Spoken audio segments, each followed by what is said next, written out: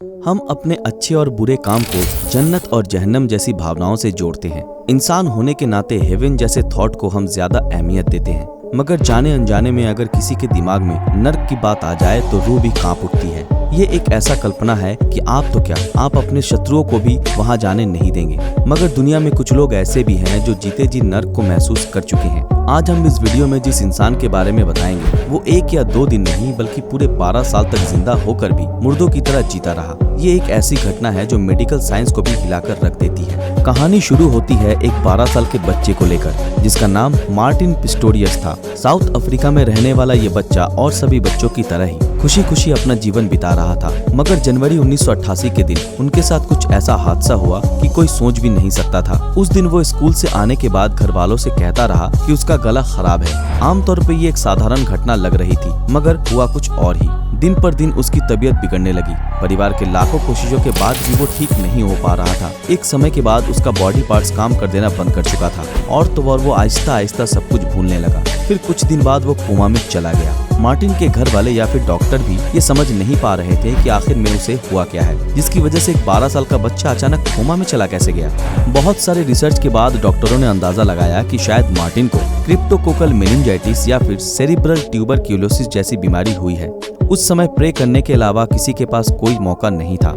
1 या 2 दिन के बाद ज्यादातर कोमा पेशेंट रिस्पॉन्स करते हैं और जो नहीं करते वो समय के साथ साथ मौत को अपने गले लगा लेते हैं। मगर मार्टिन के लाइफ में कुछ और ही हुआ। डॉक्टरों ने घर वालों से मार्टिन को घर ले जाने के लिए बोला क्योंकि उसकी बीमारी के सामने मेडिकल साइंस पूरी तरह से हार चुकी थी। फ्रेंड्स, आप तो जानते ही होंगे कि इंसान की जिंदगी में परिवार की अहमियत क्या है। हमारी असल दुनिया इन्हीं को लेकर होती है। भला बुरा सभी समय पर मुट्ठी पकड़कर हमारे साथ खड़ा रहता है। ऐसा ही मार्टिन के साथ भी हुआ। पूरी दुनिया के लिए वो एक जिंदा लाश बन चुका था, मगर मार्टिन के माता पिता, भाई बहन सभी ने उसका बहुत अच्छे से ख्याल रखा। देखते ही देखते 5 साल बीत गए। परिवार भी अब भावनाओं को छोड़कर सच मानने लगे। सभी ने मार्टिन का ख्याल तो रखा, मगर मन ही मन प्रे करते रहे कि उसको इस अवस्था से मुक्ति मिल जाए। जिंदा न सही, मर के भी उसे शांति मिले। ऐसे करके 7 साल और बीत गए। मार्टिन अब एक 25 साल का लड़का बन चुका था। उसके माँ बाप भी अब बूढ़े हो चुके थे। सभी ने उम्मीदें तोड़ दी थी। तभी एक दिन मार्टिन को होश आया, जिसे देखकर सभी हैरान रह गए। उस दिन उसके परिवार वाले बहुत ही ज्यादा खुश हुए और लग रहा था कि मानो एक झटके में सब प्रॉब्लम्स खत्म हो गई हो।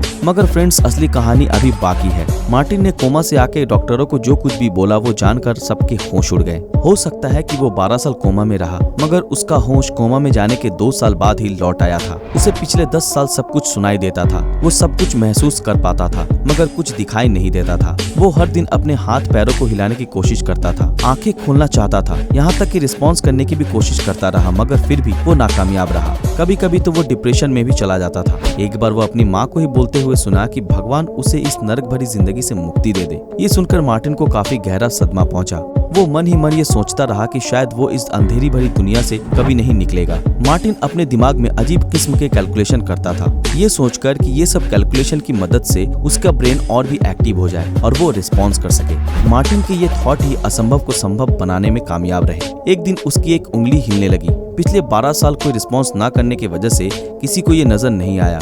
मार्टिन ऐसा रोज कोशिश करता गया और आखिरकार वो दिन आ ही गया। असल में मार्टिन के थेरेपिस्ट बताते हैं कि उसके रिपोर्ट में देखा गया कि उसके बॉडी पार्ट एक्टिव हो रहे हैं और उसका ब्रेन भी काम कर रहा है, जो पिछले 12 साल से नहीं हुआ। ये सुनकर घर वालों ने ध्यान दिया तो देखा कि मार्टिन रिस्पॉन्स कर रहा है। उसे तुरंत हॉस्पिटल ले जाया गया। ट्रीटमेंट शुरू होते ही कुछ ही दिनों में वो और भी एक्टिव होने लगा। कुछ समय बाद एक आम इंसान की तरह रिएक्ट करने लगा। इतने दिन कोमा में रहने की वजह से उसके पैर और जीभ इनएक्टिव हो गए थे। व्हील चेयर की मदद से इधर उधर जाने लगा, मगर एक प्रॉब्लम अभी भी बाकी थी, वो बोल नहीं पाता था। इसलिए मार्टिन की माँ ने एक मॉडर्न सॉफ्टवेयर का इजाद किया और जिसकी मदद से वो आर्टिफिशियल लैंग्वेज के सहारे बोल पाया। पिछले 12 साल मार्टिन ने जो काम नहीं किया वो सब कुछ करने लगा। पहले वो एजुकेटेड हुआ, फिर शादी की, एक अच्छा खासा जिंदगी गुजारना शुरू कर चुका था और अपने एक्सपीरियंस को किताबों में इकट्ठा करता गया, जो एक दिन एक नोबेल का रूप धारण कर चुका था। मार्टिन ने उस नोबेल का नाम रखा द घोस्ट बॉय। साल 2011 में ये नोबेल पब्लिश्ड भी हुई और ये नोबेल अमेरिका में बेस्ट सेलिंग नोबेल बनी। सो दोस्तों, इस बारे में आपकी क्या राय है हमें कमेंट में जरूर बताएं। अगर ये वीडियो आप लोगों को पसंद आया तो इस वीडियो को लाइक और ज्यादा से ज्यादा शेयर जरूर करें। अगर आप हमारे इस चैनल पर नए हैं तो हमारे चैनल को सब्सक्राइब करके बेल आइकन ऑन कर दें और जिन लोगों ने हमारे फेसबुक पेज को अभी तक फॉलो नहीं किया वो तुरंत फॉलो कर दें। तो फिर मिलते हैं आपके साथ अगले वीडियो में, तब तक के लिए अलविदा।